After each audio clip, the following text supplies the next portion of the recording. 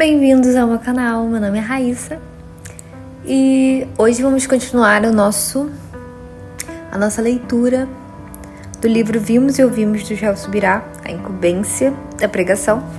Hoje vamos continuar, o último vídeo foi o capítulo 4, agora vamos começar o capítulo 5, que o texto foco deste capítulo é de leste a oeste, o título dele. Por causa das disposições dos apóstolos de obedecer à grande comissão, as boas novas começaram a espalhar-se por Jerusalém, Judeia, Samaria, Grécia, Europa e Ásia. É importante para nós cristãos contemporâneos que entendamos que não estamos desconectados dos acontecimentos antigos apenas porque a posição da linha do tempo é diferente. Na verdade, é o oposto. Estamos diretamente conectados ao movimento que o próprio Jesus fundou e esclareceu em detalhes nos 40 dias após sua morte e ressurreição. O crente de hoje não faz parte apenas de um grupo de pessoas que se reúnem periodicamente de forma presencial ou online. O crente de hoje também faz parte e deve participar da mesma missão que foi entregue aos primeiros crentes pelo próprio Cristo, o autor e consumador da nossa fé. Nós somos sua igreja. Jesus anunciou o reino a seus discípulos. Eles, por sua vez, anunciaram aos novos discípulos, mas também fizeram o mesmo. Assim, em uma sequência lógica incrivelmente abrangente, a mensagem das boas-vindas se espalhou de leste a oeste como fogo em capim seco, de maneira que nenhuma oposição pôde parar a propagação do Evangelho de Cristo. Hoje, cá estamos nós, mais de 2000 anos após a estadia de Cristo na Terra, tendo sido alcançados pelo privilégio de conhecer as boas novas, mas não isentos da responsabilidade de passar esta mensagem adiante. Gostaria de passar com você pela história da igreja de maneira resumida.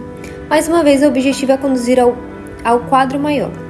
Estudar o assunto de forma mais aprofundada mostrará incontáveis e belos detalhes acerca do evangelho que tem se espalhado pelo mundo.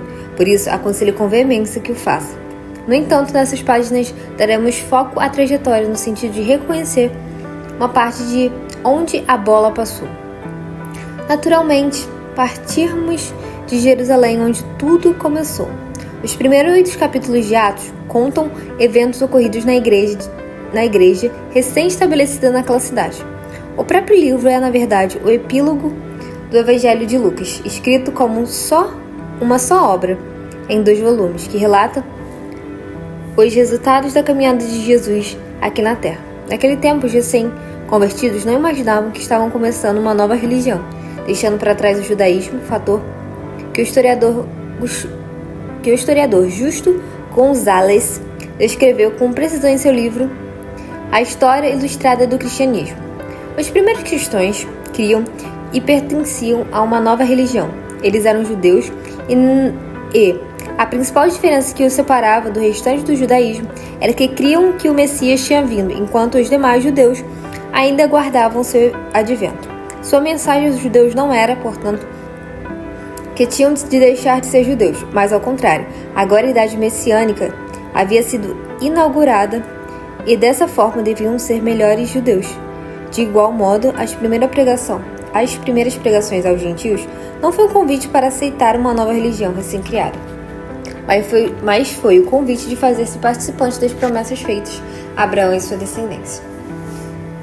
Apesar de os cristãos de Jerusalém compreenderem a nova aliança com o comprometimento da promessa feita a Abraão, os judeus que os observavam não entendiam. Assim, enxergavam os novos cristãos como uma seita. Notamos em Atos o crescimento acelerado da igreja de Jerusalém e, com isso, a forte oposição dos fariseus. No capítulo 4, quando Pedro e João são presos pela primeira vez, ouvimos que a igreja já havia alcançado 5.000 membros, número altíssimo em qualquer cidade do mundo de hoje. Qual era a população de Jerusalém? As estimativas variam consideravelmente, mas o número conservador defendido pelo Dr. Meg Bruce, historiador e arqueólogo israelense, que dedicou a maior parte de sua vida a estudar e cuidar dos pergaminhos do Mar Morto. Ele estimou que a população de Jerusalém, em 70 a.C., era de aproximadamente 80.000 pessoas. Isso significa que nos primeiros capítulos de Atos, a igreja possivelmente correspondia a 6,25% da população total. Com o crescimento explosivo e os testemunhos se espalhando pelas ruas, os religiosos ficaram incomodados. Que faremos com estes homens? Pois, na verdade, é manifesto a todos os habitantes de Jerusalém que um sinal notório foi feito por eles, e não podemos negar. Mas para que não haja maior divulgação entre os povos, ameacemo-los para não mais falarem neste nome, a quem quer que seja. Atos 4, 16 e 17. A igreja seguia vivendo maravilhas em Jerusalém, e o ódio do Sinédrio só crescia. Eles, que eram homens de renome, cheios de classe, detestavam o fato de pessoas sem ensino formal, que ensinavam verdades profundas e ainda o faziam respaldados por sinais e maravilhas. No 6º e no 7º capítulo de Atos, encontra-se a história de Estevão, que amou Jesus mais que a própria vida. Ele não somente viveu como uma testemunha exemplar, como também foi homem cheio de fé e do Espírito Santo. Atos 6, 5. A Bíblia também atesta que, cheio de graça e poder, operava grandes sinais e maravilhas no meio do povo. Atos 6, 8. Um dia Estevão foi levado ao Sinédrio para um interrogatório.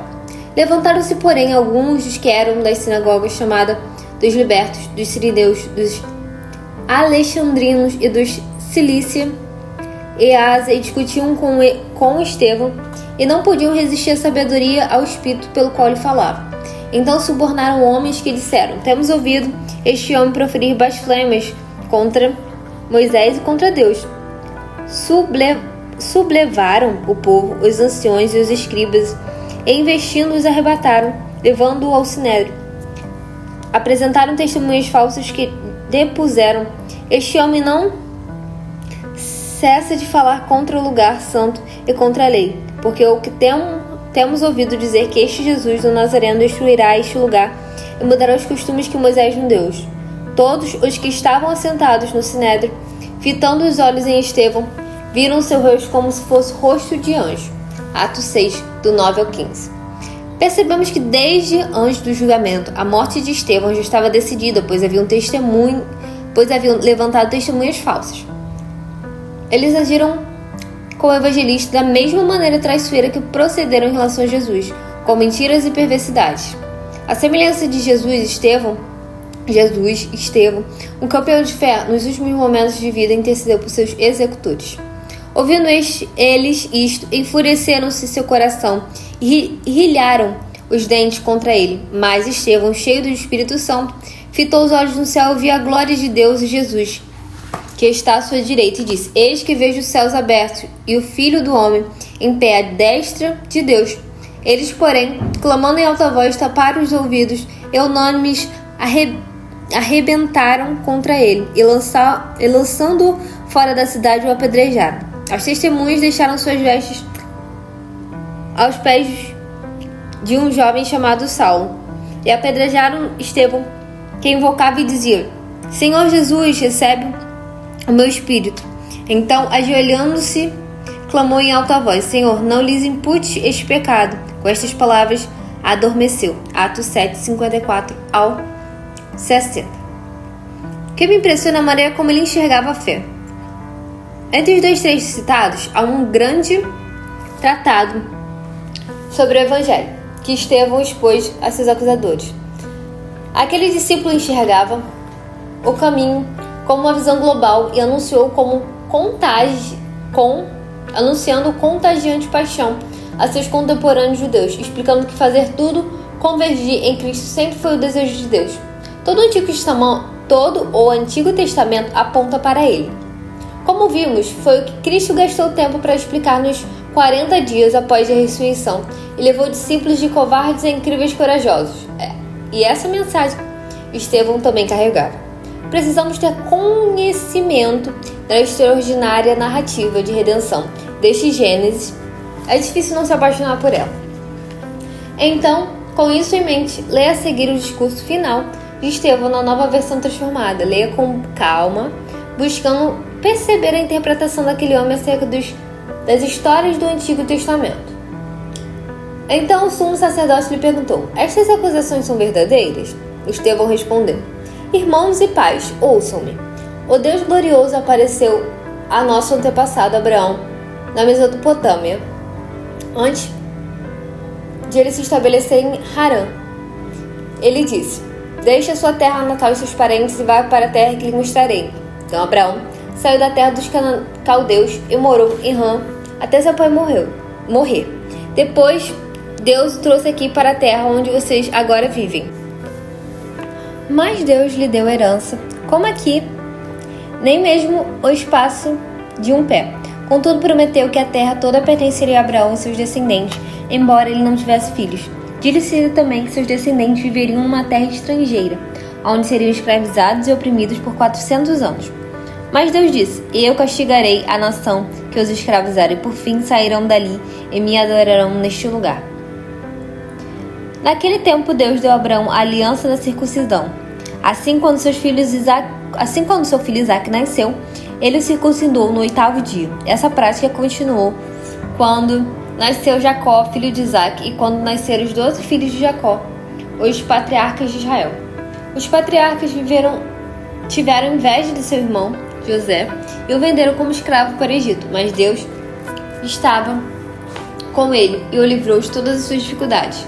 Deus concedeu a José favor e sabedoria diante de Faraó, rei do Egito, e o Faraó o nomeou governador de todo o Egito e administrador de seu palácio. Então veio uma grande fome sobre o Egito e sobre Canaã. Houve grande aflição e nossos antepassados ficaram sem comida. Jacó soube que havia cereais no Egito e enviou seus filhos, nossos antepassados, para comprarem alimento. Na segunda vez que foram, José revelou sua identidade a seus irmãos e os apresentou ao Faraó. Depois José mandou trazer para o Egito seu pai, Jacó, e todos seus parentes, 75 pessoas ao total. Assim Jacó foi para o Egito e ali morreu. Porém, todos seus antepassados, seus corpos foram levados para Siquém e os sepultados no túmulo que Abraão havia comprado por um certo preço dos filhos de Ramon. Aproximando-se o tempo em que Deus cumpriria suas promessas a Abraão, nosso povo se multiplicou grandemente no Egito. Então subiu ao trono do Egito um novo rei, que não sabia a respeito de José. Este rei explorou e oprimiu nosso povo, forçando os pais a abandonarem seus filhos recém-nascidos para que morressem. Por essa época nasceu Moisés, um bebê especial aos olhos de Deus. Seus pais cuidaram dele em casa por 3 meses, quando tiveram de abandoná-lo. A filha do faraó o adotou e o criou como seu próprio filho. Moisés foi educado em toda a sabedoria dos egípcios e era poderoso em suas palavras e ações. Certo dia, estando Moisés com 40 anos, resolveu visitar seus parentes, o povo de Israel. Ao ver um egípcio maltratando um israelita defendeu o israelita e o vingou, matando o egípcio. Imaginou que seus irmãos israelitas entenderiam que ele havia sido enviado por Deus para resgatá-lo, mas isso não aconteceu. No dia seguinte, visitou-os novamente e viu 2 homens de Israel brigando. Tentando agir como pacificador, disse a eles: homens, vocês são irmãos? Por que brigam um com o outro? Mas o homem que era culpado empurrou Moisés e disse: quem o nomeou líder e juiz sobre nós? Vai me matar como matou o egípcio ontem? Quando Moisés ouviu isso, fugiu e foi viver com os estrangeiros na terra de Midian. Ali nasceram seus 2 filhos. 40 anos depois, no deserto, próximo ao monte do Sinai, um anjo apareceu a Moisés nas chamas de um arbusto que queimava. Quando Moisés viu aquilo, ficou admirado. Aproximando-se para observar melhor, ouviu a voz do Senhor que disse: eu sou o Deus de seus antepassados, o Deus de Abraão, de Isaque e de Jacó. Moisés tremia de medo, não tinha coragem de olhar. Então o Senhor lhe disse: tire as sandálias, pois você está pisando em terra santa. Por certo, tenho visto a aflição do meu povo no Egito. Tenho ouvido os seus gemidos e desci para libertá-los. Agora vá, pois eu o enviarei de volta ao Egito. Era esse o mesmo Moisés que o povo havia rejeitado quando lhe perguntaram: quem o nomeou líder e juiz? Por meio do anjo que apareceu a Moisés no arbusto em chamas, Deus o enviou para ser líder e libertador. Assim como muitas maravilhas e sinais, ele conduziu para fora do Egito e pelo Mar Vermelho, pelo deserto durante 40 anos. Esse mesmo Moisés disse ao povo de Israel: Deus levantará para vocês um profeta como eu do meio de seu povo. Moisés estava com nossos antepassados, a congregação do povo de Deus no deserto. Quando o anjo lhe falou o nome quando o anjo lhe falou no monte do Sinai, e ali Moisés recebeu as palavras que dão vida para transmiti-las a nós. Mas nossos antepassados recusaram a obedecer a Moisés. Eles o rejeitaram e, em seu íntimo, voltaram ao Egito. Disseram a Arão: faça para nós deuses que nos guiem, pois não sabemos o que aconteceu com esse Moisés que nos tirou do Egito. Logo, fizeram um ídolo em forma de bezerro, oferecendo-lhe sacrifícios e começaram a celebrar o objetivo que haviam criado. Então Deus se afastou deles e o entregou para servirem as estrelas do céu como deuses, conforme está escrito no livro dos profetas. Foi a mim que trouxeram sacrifícios e ofertas durante aquelas 40 anos no deserto, povo de Israel. Não, vocês carregaram o santuário de Moloque, a estrela de seu deus Renfã, e as imagens que fizeram para adorá-los. Por isso eu os enviarei para o exílio, para além da Babilônia. Nossos antepassados levaram com eles pelo deserto o tabernáculo, construído de acordo com o modelo que Deus havia mostrado a Moisés. Anos depois, quando Moisés comandou nossos antepassados nas batalhas contra as nações que Deus expulsou da terra, foi levando com eles para seu novo território e ali ficou até o rei Davi. Davi encontrou favor diante de Deus e pediu para construir um templo permanente para o Deus de Jacó, mas foi Salomão quem construiu. O Altíssimo, porém, não habita em templos feitos por mãos humanas, como diz o profeta. O céu é o meu trono e a terra é o suporte dos meus pés. Acaso construirão para mim um templo assim tão bom, diz o Senhor? Que lugar de descanso me poderia fazer? Acaso não foram minhas mãos que criaram o céu e a terra? Povo teimoso, vocês têm um coração incircuncidado e são surdos para a verdade. Existirão para sempre ao Espírito Santo? Foi o que seus antepassados fizeram, e vocês também fazem. Que profetas os antepassados não perseguiram? Mataram até aqueles que predisseram a vinda do justo, a quem vocês traíram e assassinaram. Vocês desobedeceram à lei de Deus, embora tenham recebido de mãos de anjos. Atos 7, do 1 ao 53. Estevão amou a Cristo em sua vida e honrou com sua morte, porque era completamente cativado pela obra de Deus na terra. Desde a criação do mundo, com sua morte, teve início a primeira perseguição aos cristãos em Jerusalém. Com ele, muitos tiveram de escolher entre Cristo e a vinda. Pense nisso. Desistir da vida por Jesus é assunto recorrente na Bíblia. Tamanho é o valor de conhecer a Cristo e obedecer-lhe, permanecendo fiel a qualquer custo. Uma grande onda de perseguição começou naquele dia e varreu a igreja de Jerusalém. Todos eles foram executados.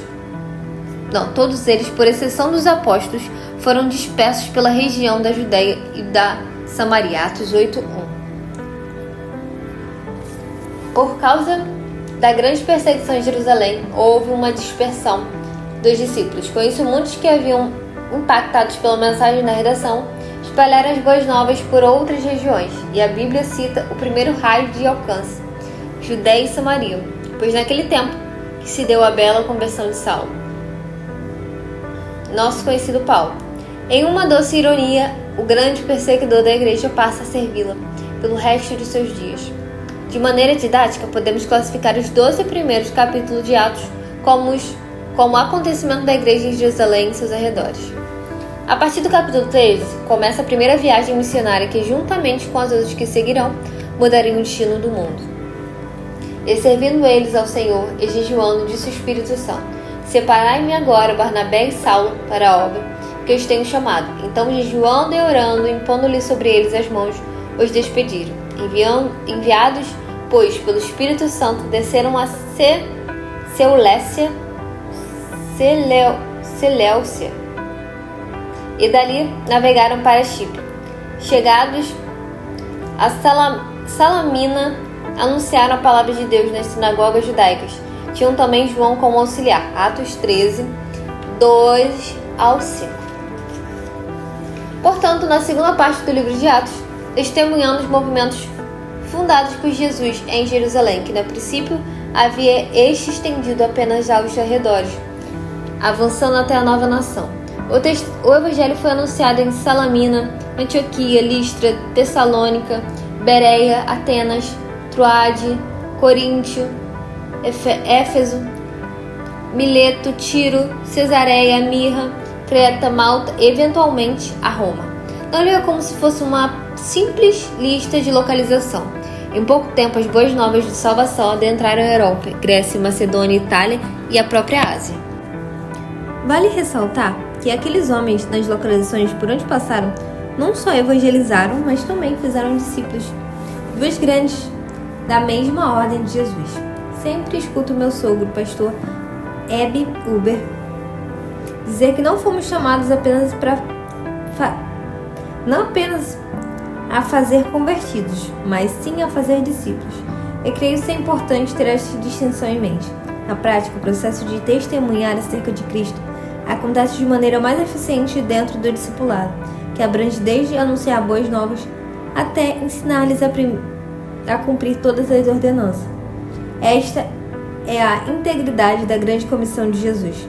Assim, a consequência de viagem missionária resultou no plantio de diversas igrejas locais, que por sua vez continuaram a propagação do Evangelho de Jesus Cristo até que se espalhasse por mais e mais nações no mundo. Muitas coisas aconteceram na Europa, na Ásia e ainda assim na África naquele tempo, mas quero chamar sua atenção para o local onde a jornada de Paulo terminou, Roma. A igreja crescia rapidamente por lá, assim, ainda que duramente perseguida sobre a acusação de ateísmo. Sim, você leu direito. O motivo da perseguição não era por crer em Cristo, mas sim por abandonarem a fé em panteão romano. À medida que os romanos se convertiam, desistiam de participar de diversas atividades sociais que incluíam a adoração ou até sacrifício a deuses, de modo que passaram a ser vistos como pessoas que odiavam a sociedade, o que definitivamente não era o caso. Havia inúmeros rumores falsos sobre a igreja em Roma, a ponto de os cristãos serem difamados como pessoas que cometiam orgias e comiam bebês. Na ocasião dos cultos, as mulheres se vestiam como se estivessem com a família. Nas ocasiões dos cultos, as mulheres se vestiam como se estivessem com a família. Isso foi motivo de um falatório crescente e distorcido que as acusações de suscitar orgias. Os cristãos costumavam resgatar os órfãos e crianças que encontravam nas ruas, inclusive bebês. Além disso, as pessoas ouviam falar que cristãos comiam o corpo de Jesus e bebiam seu sangue, que obviamente se referiam à Santa Ceia, e viam pinturas de Jesus como um bebê numa manjedoura. Então, baseado nessas informações, chegaram à conclusão de que cristãos comiam bebês. Mais uma vez, um salto de interpretação inexplicável. Comento essa história para lembrar que difamações contra a igreja não são novidades.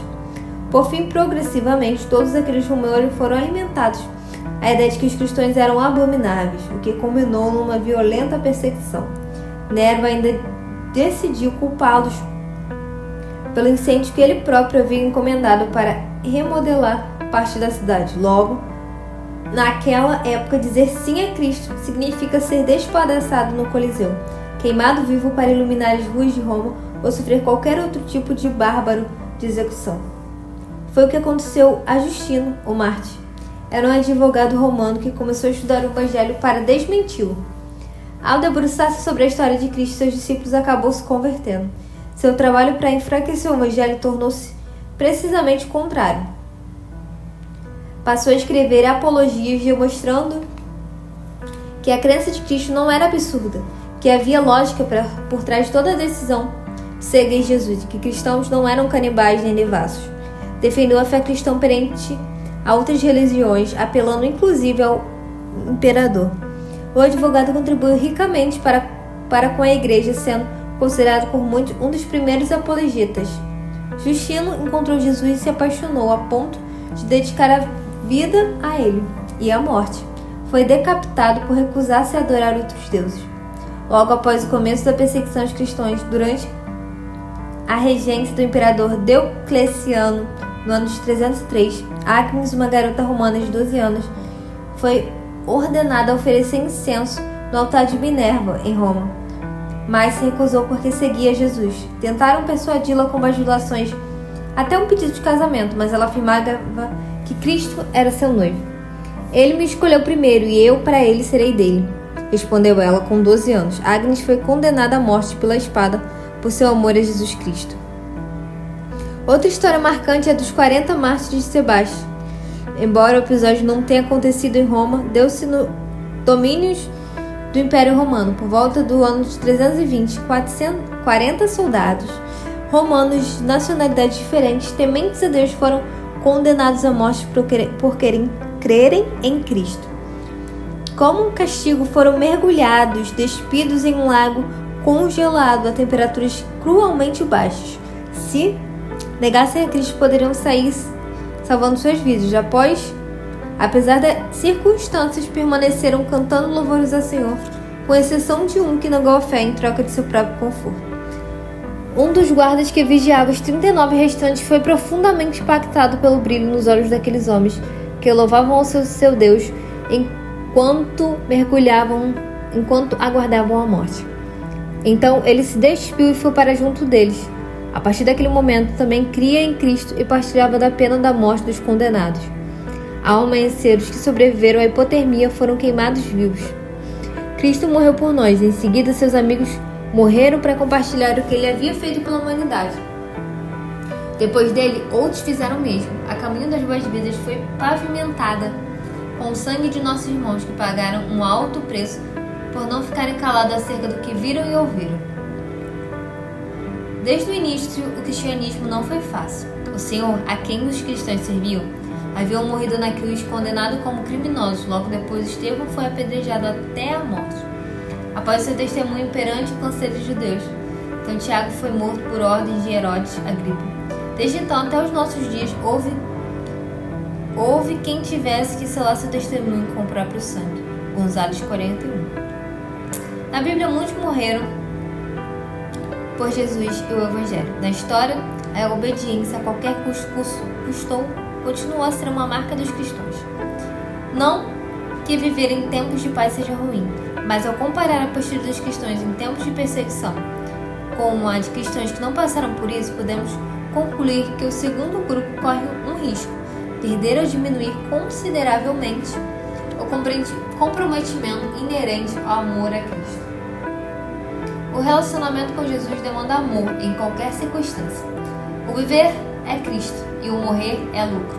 Essa é a verdade. Se não conseguirmos superar nossos desconfortos para amar a Cristo em tempos de paz, não seremos capazes de amá-lo até a morte. Se não aceitarmos ser criticados por causa de Cristo, jamais daremos conta de ser maltratados por Ele. Se não entendermos que o precioso Evangelho deve ser anunciado enquanto há liberdade, é certo que não anunciaremos quando houver restrições. Não podemos estar acomodados no cotidiano a ponto de colocar de lado a mais importante missão que nos foi entregue. A grande comissão tem se tornado na igreja moderna a grande omissão. Por mais que não tenhamos como abandonar a vida civil, somos soldados alistados para o exército de Deus. Jesus, ao interceder por sua igreja, orou para que não fôssemos tirados do mundo, mas sim protegidos do mal, indicando que haveria uma oposição a nós, ainda que ele tenha que se manifestado de forma diferente em cada época da história. Viver em paz, como vivemos hoje, é uma bênção, mas não podemos esquecer o radical serviço que fomos convocados a prestar. Nenhum soldado se deixa envolver pelos negócios da vida civil, já que deseja agradar aquele que o alistou. 2 Timóteo 2,4. O crescimento da igreja do ano 33 até o ano de 325 aproximadamente foi assim, sob perseguição, às custas do sangue de muitos mártires que entenderam que os cristãos modernos têm dificuldade de assimilar. Quanto vale o Evangelho de Cristo e a importância de obedecer à grande comissão, custe o que custar. A partir de então, as coisas começaram a mudar. Enfim, gente, esse é o capítulo 5 do livro. Breve traremos os próximos capítulos. Espero que você tenha gostado desse capítulo, quanto foi importante e impactante a gente entender. Cada capítulo a gente entende um pouquinho mais da história, não somente de Jesus, mas também a história da igreja, dos discípulos. E é isso, espero que você tenha gostado. Compartilhe esse vídeo, esse podcast, esse audiobook com as outras pessoas. Tem tantos assuntos importantes aqui no canal que eu tenho certeza que vai abençoar a sua vida e a vida de alguém que você conhece. Então é isso. Eu vejo vocês no meu próximo vídeo. Até lá, tchau, pessoal.